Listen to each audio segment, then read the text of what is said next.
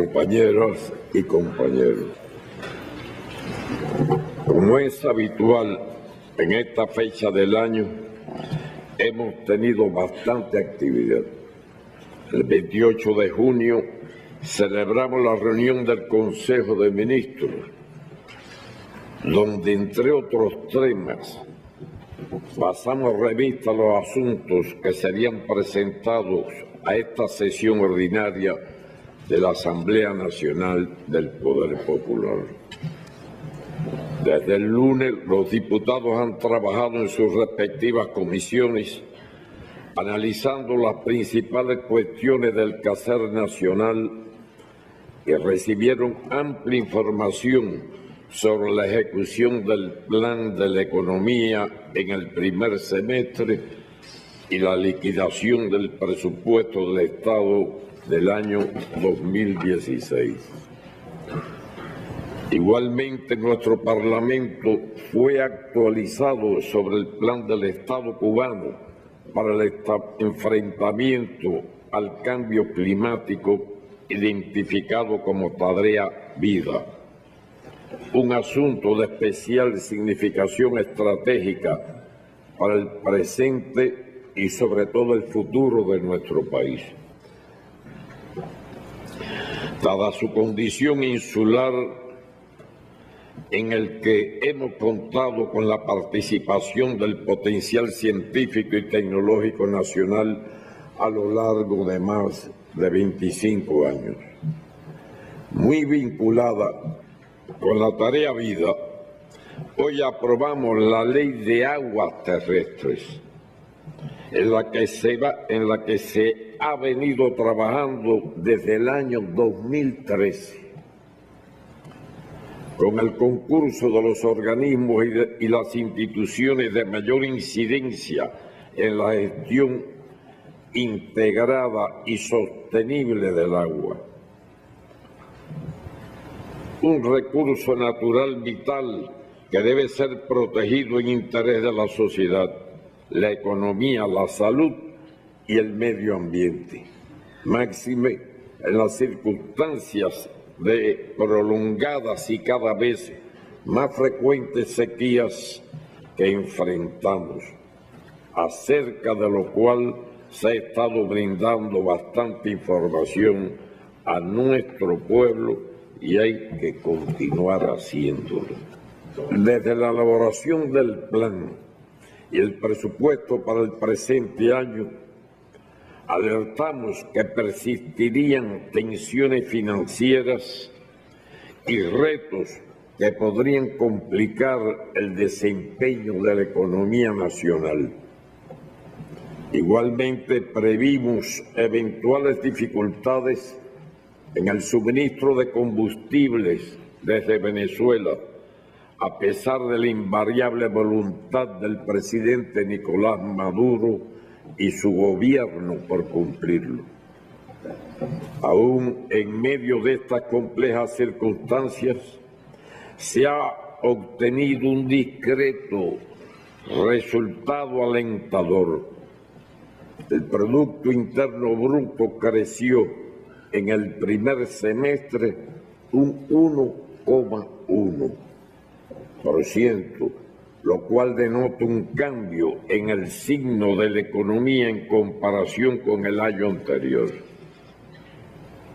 Contribuyeron a este resultado la agricultura, el turismo y otras exportaciones de servicios, las construcciones, la producción de azúcar y la esfera del transporte y las comunicaciones.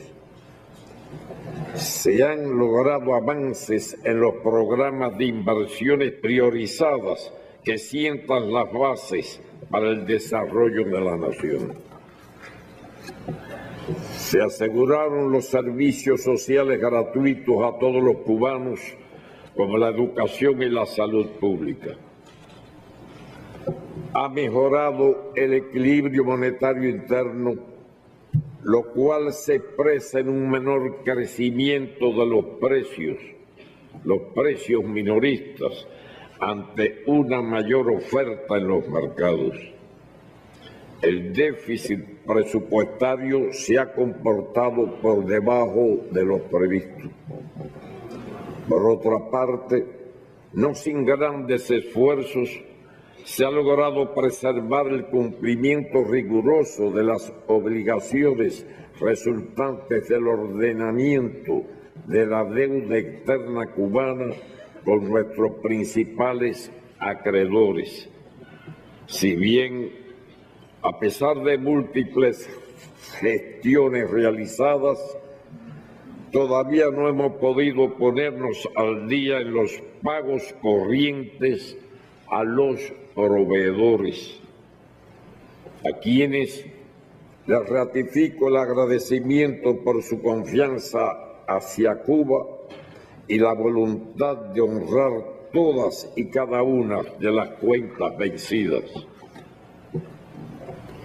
La situación descrita nos obliga a proseguir adoptando las medidas requeridas para proteger al máximo los ingresos por exportaciones, la producción de alimentos y los servicios a la población, a la vez que suprimimos todo gasto no imprescindibles y garantizamos la utilización más racional y eficiente de los recursos disponibles para respaldar las prioridades aprobadas. Pasando a otro asunto, en correspondencia con los acuerdos del sexto y séptimo Congreso del Partido, se autorizó la ampliación del trabajo por cuenta propia y el experimento de las cooperativas no agropecuarias con el propósito de ir paulatinamente despojando al Estado de actividades no estratégicas, generar empleos, desplegar iniciativas y contribuir a la eficiencia de la economía nacional en interés del desarrollo de nuestro socialismo. Más recientemente, el pasado mes de junio, en la sesión extraordinaria del Parlamento dedicada a analizar y respaldar los documentos programáticos del modelo económico y social, luego de concluir el proceso de consulta con la militancia del partido y la juventud, representantes de las organizaciones de masas y amplios sectores de la sociedad, se reconocieron estas actividades entre las formas de propiedad que actúan en la economía cubana. Actualmente, contamos con una cifra superior al 500.000 de trabajadores por cuenta propia y más de 400 cooperativas no agropecuarias, lo que confirma su validez como fuente de empleo, al tiempo que ha permitido incrementar y diversificar la oferta de bienes y servicios con niveles aceptables de calidad. No obstante, como analizamos en la reunión del Consejo de Ministros del pasado 28 de junio, se han puesto de manifiesto desviaciones de la política definida en esta materia y violaciones de las regulaciones legales vigentes, como la utilización de materia prima y equipos de procedencia ilícita, subdeclaraciones de ingresos para evadir las obligaciones tributarias e insuficiencias en el control estatal a todos los niveles, con el propósito de erradicar los fenómenos negativos detectados y asegurar el desarrollo ulterior de estas formas de gestión en el marco de la legalidad. El Consejo de Ministros adoptó un conjunto de decisiones que serán ampliamente divulgadas en la medida en que se publiquen las regulaciones actualizadas. Considero conveniente enfatizar que no hemos renunciado al despliegue y desarrollo del trabajo por cuenta propia, ni a proseguir el experimento de las cooperativas no agropecuarias. No vamos a retroceder ni a detenernos, ni tampoco permitir estigmas y prejuicios hacia el sector no estatal. Pero es imprescindible respetar las leyes, consolidar lo avanzado, generalizar los aspectos positivos, que no son pocos, y enfrentar resueltamente las ilegalidades y otras desviaciones que se apartan de la política establecida. Estoy seguro que en este empeño podremos contar con el apoyo de la mayoría de los ciudadanos que de manera honesta ejercen en este sector. No olvidemos que el ritmo y la profundidad de los cambios que debemos introducir en nuestro modelo deben estar condicionados por la capacidad que tengamos de hacer las cosas bien y rectificar oportunamente ante cualquier desviación. Ello solo será posible si se garantiza una adecuada preparación previa, que no hacemos, la capacitación y dominio de las regulaciones establecidas en cada nivel y el acompañamiento y conducción de los procesos, aspectos en los que no ha estado una buena dosis de superficialidades y un exceso de entusiasmo y deseos de avanzar más rápido de lo que somos realmente capaces.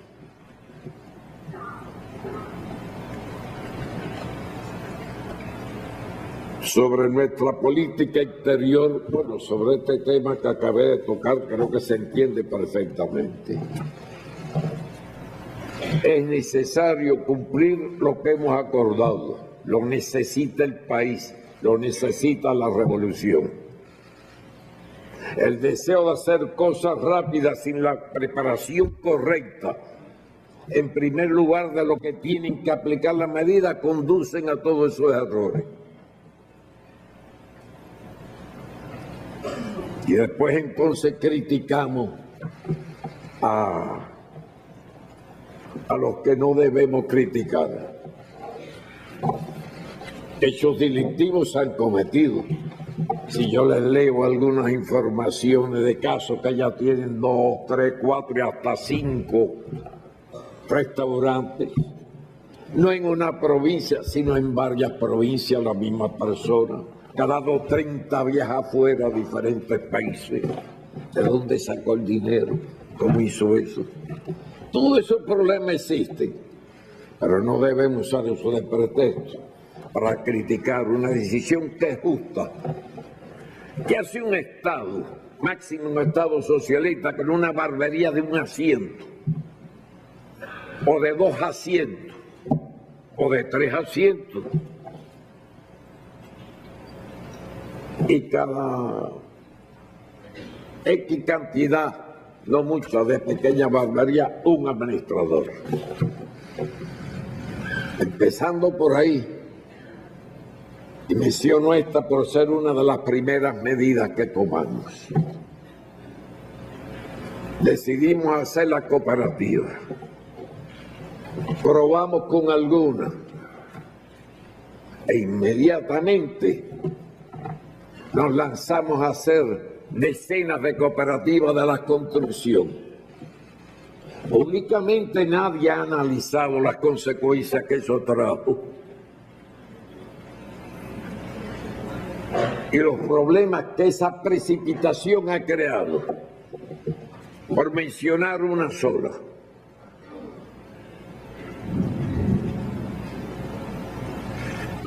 Y como esas, hay unas cuantas. Eso es lo que quiero expresar en una palabra muy sencilla y modestica.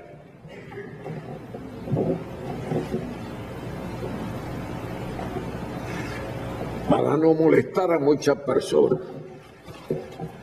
Esos errores ¿de quién son? De nosotros, principalmente de los dirigentes que hemos elaborado esa política. Aunque en consulta con el pueblo, con la aprobación del Parlamento, del último Congreso, de la última reunión que tuvimos aquí el pasado mes para probar todos esos documentos que mencioné al principio de mis palabras. Esa es la realidad. No tratemos de tapar el sol con un dedo. Errores son errores y son errores nuestros. Y si vamos a medir por la jerarquía entre nosotros, son errores míos en primer lugar, porque voté a favor de ellos. Esa es la realidad.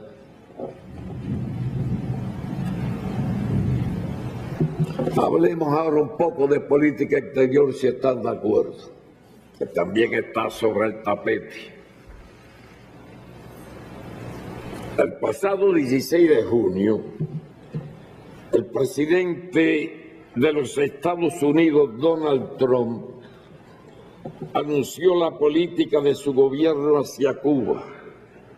Nada novedoso, por cierto, pues retoma un discurso y matices del pasado de confrontación que demostraron su rotundo fracaso a lo largo de 55 años. Es evidente que el presidente norteamericano no ha sido bien informado acerca de la historia de Cuba y de las relaciones con los Estados Unidos, ni sobre el patriotismo y la dignidad de los cubanos. La historia no puede ser olvidada, como a veces nos han sugerido hacer.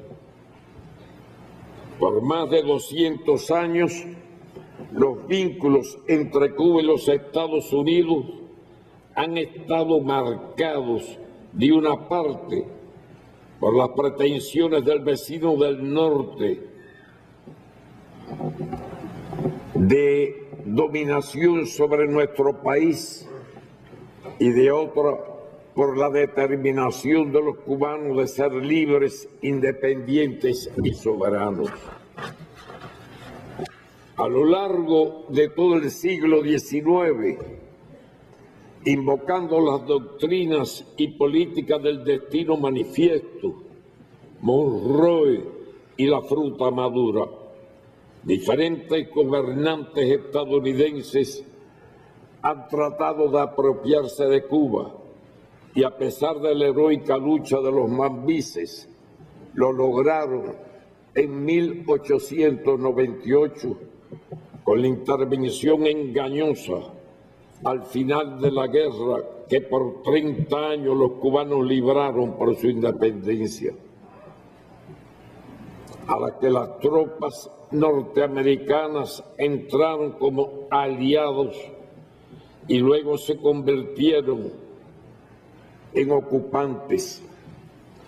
Pactaron con España a espaldas de Cuba. Ocuparon militarmente el país durante 4 años. Desmovilizaron al Ejército Libertador.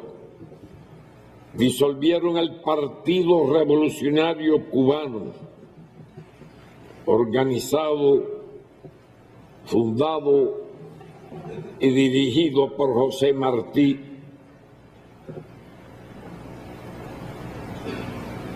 e impusieron un apéndice a la Constitución de la naciente República, la enmienda Platt, que les daba el derecho a intervenir en nuestros asuntos internos y a establecer, entre otras cosas, la base naval de Guantánamo, que aún hoy usurpa parte del territorio nacional y cuya devolución seguiremos reclamando. La condición neocolonial de Cuba, que permitió a los Estados Unidos ejercer desde 1899 un dominio total de la vida económica y política de la isla, frustró, pero no aniquiló las ansias de libertad e independencia del pueblo cubano.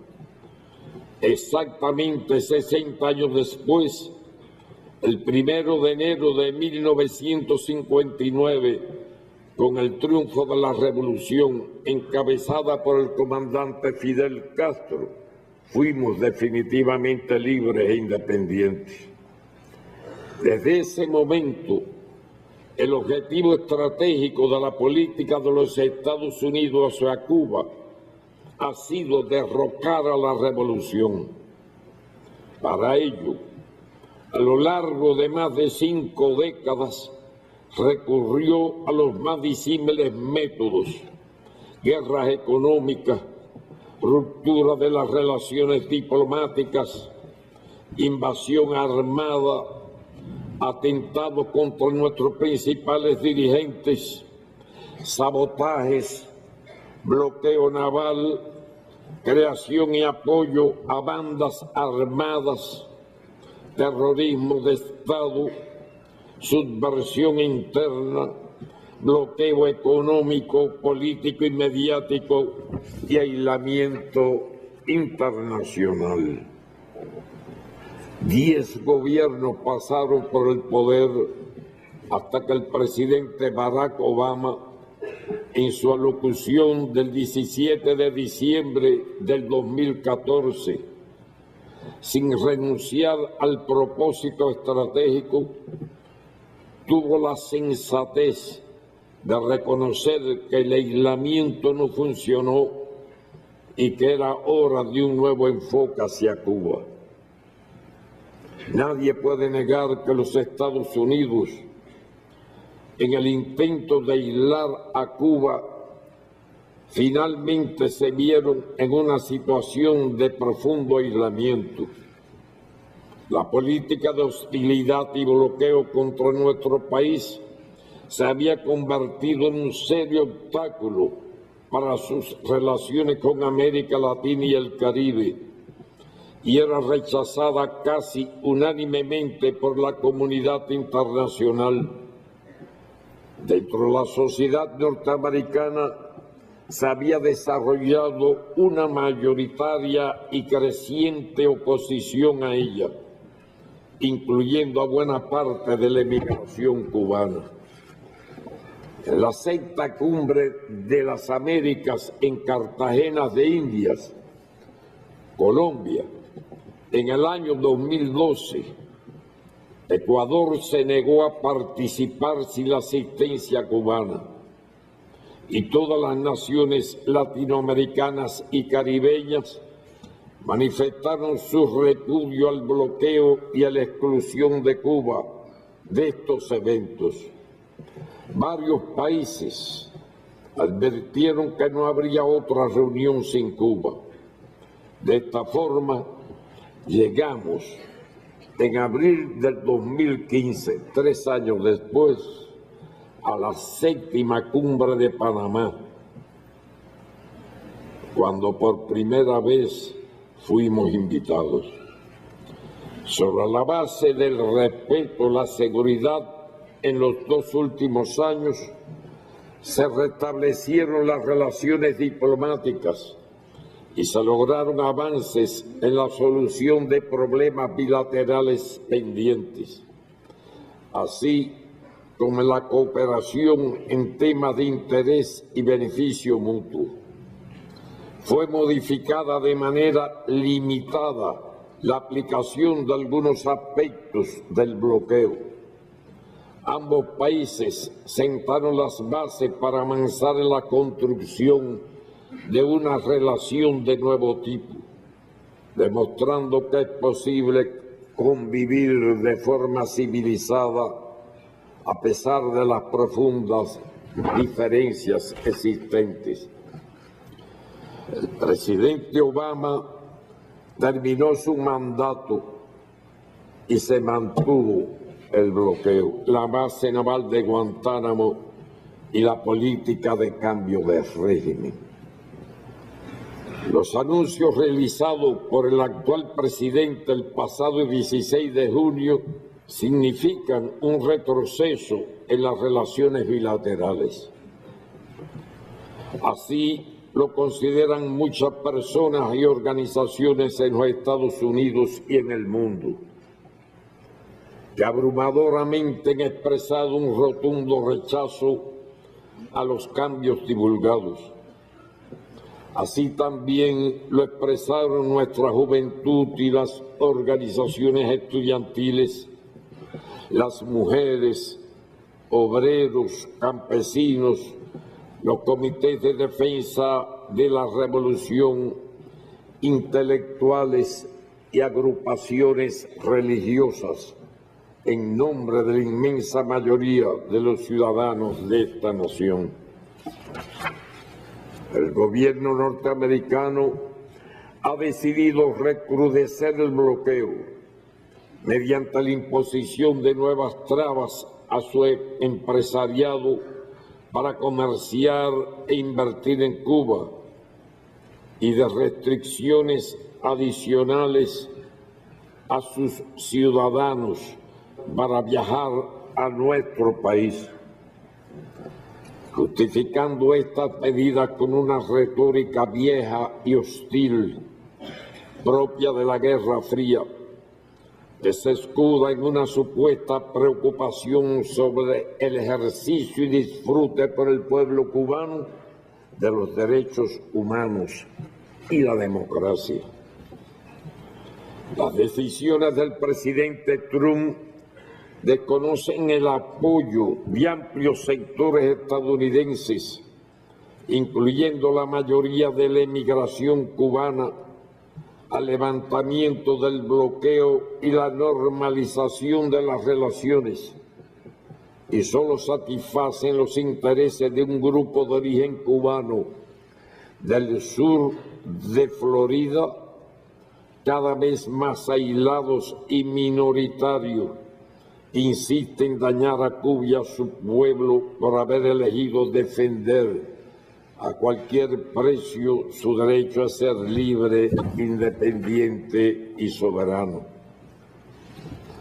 Reiteramos hoy la denuncia del gobierno revolucionario a las medidas de endurecimiento del bloqueo y reafirmamos que cualquier estrategia que pretenda destruir a la revolución, ya sea mediante la coerción y las presiones o recurriendo a métodos sutiles, fracasará.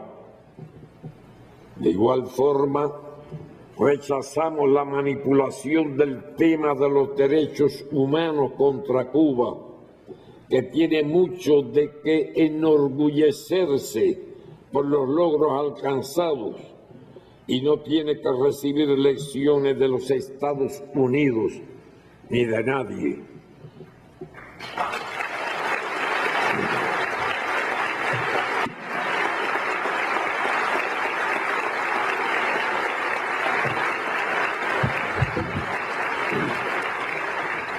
Deseo repetir, como ya expresé en la cumbre de la CELAC, celebrada en la República Dominicana en enero de este año, que Cuba tiene la voluntad de continuar negociando los asuntos bilaterales pendientes con los Estados Unidos, sobre la base de la igualdad y el respeto a la soberanía y a la independencia de nuestro país, y de proseguir el diálogo respetuoso y la cooperación en temas de interés común con el gobierno norteamericano.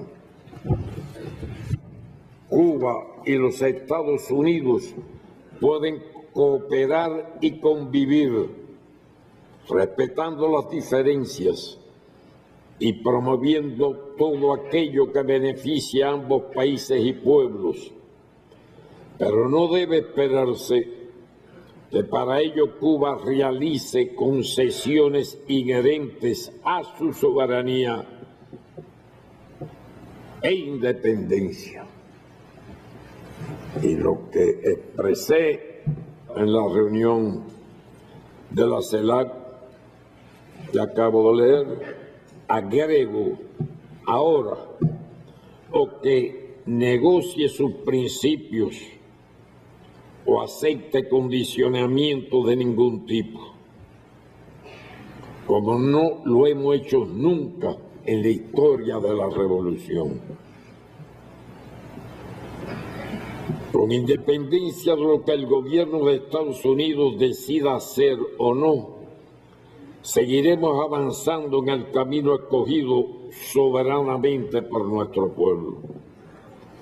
Vivimos en una coyuntura internacional caracterizada por crecientes amenazas a la paz y la seguridad internacionales, guerras de inversión, peligros para la sobrevivencia de la especie humana y un orden económico internacional injusto y excluyente. Se conoce que desde el año 2010 Estados Unidos puso en práctica el concepto de guerra no convencional, concebido como un conjunto de actividades dirigidas a explotar las vulnerabilidades psicológicas, económicas, militares y políticas de un país adversario en el propósito de promover el desarrollo de un movimiento de resistencia o la insurgencia para coaccionar, alterar o derrocar a su gobierno. Ello fue ensayado en el norte de África e incluso en Europa y ha provocado decenas de miles de muertos, la destrucción de estados, el desgarramiento de sociedades y el colapso de sus economías. Nuestra América, que se proclamó como zona de paz en 2014, enfrenta ahora condiciones adversas. La República Bolivariana Venezuela sufre una guerra no convencional que no empezó ahora, empezó mucho antes. Guerra no convencional impuesta por el imperialismo y sectores oligárquicos golpistas que ha provocado la violencia en las calles y actos fascistas, como las espantosas escenas difundidas sobre jóvenes quemados vivos. La intervención extranjera contra la revolución bolivariana y chavista debe cesar. La violencia terrorista y golpista debe ser condenada inequívocamente. Todos debieran sumarse al llamado al diálogo y abstenerse de actos que contradicen las intenciones que se proclaman de manera manipuladora y demagógica. La Organización de Estados Americanos, la OEA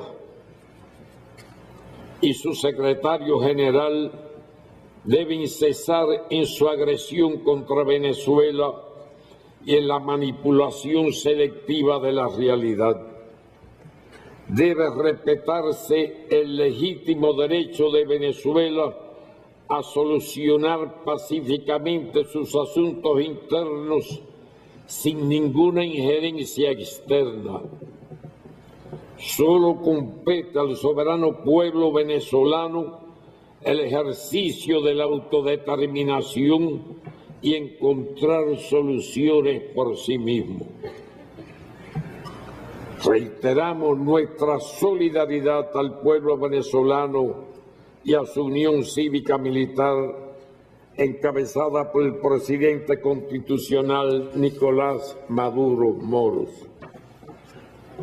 La agresión y la violencia golpista contra Venezuela dañan a toda nuestra América y solo benefician los intereses de quienes se empeñan en dividirnos para ejercer su dominación sobre nuestros pueblos, sin que les importe generar conflictos de consecuencias incalculables en esta región, como lo que estamos presenciando en diferentes lugares del mundo.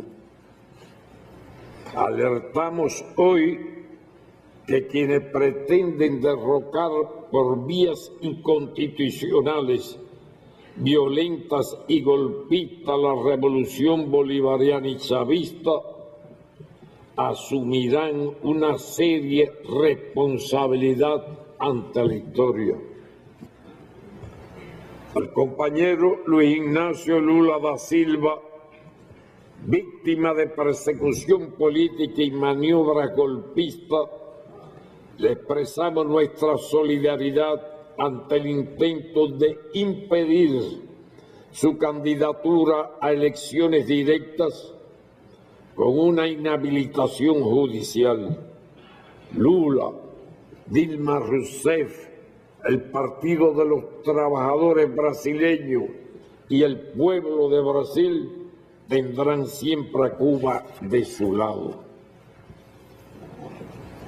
Compañeras y compañeros, el pasado 14 de junio el Consejo de Estado acordó convocar elecciones generales mediante las cuales serán elegidos los delegados a las asambleas municipales y provinciales y los diputados a la Asamblea Nacional del Poder Popular, quienes elegirán al Consejo de Estado y la presidencia del Parlamento.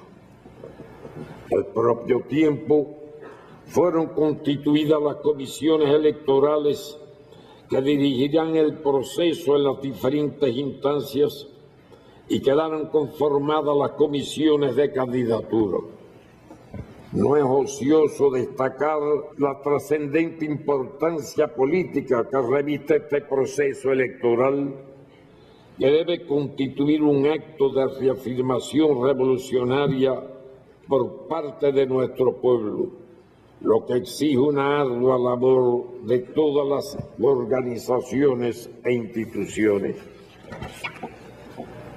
Estamos seguros, como lo ha demostrado este pueblo en ocasiones anteriores, que las elecciones serán un ejemplo de verdadero ejercicio de democracia, sustentado en la amplia participación popular, la legalidad y transparencia del proceso electoral en el que no concurren partidos políticos ni se financian campañas, sino que la base para proponer y elegir a los candidatos es el mérito, la capacidad y el compromiso con el pueblo.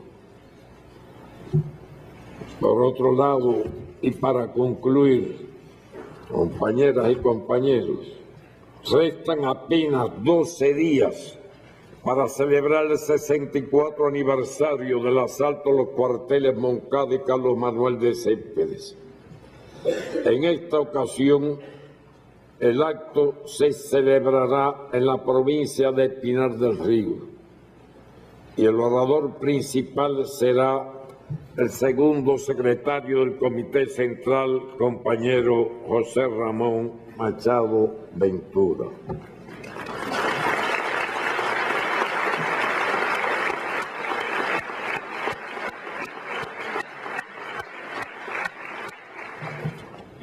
Al celebrar el Día de la Rebeldía Nacional por primera vez sin la presencia física del comandante en jefe de la Revolución Cubana, Fidel Castro Ruz, propongámonos enfrentar los nuevos retos bajo la guía de su ejemplo, intransigencia revolucionaria y la fe permanente en la victoria.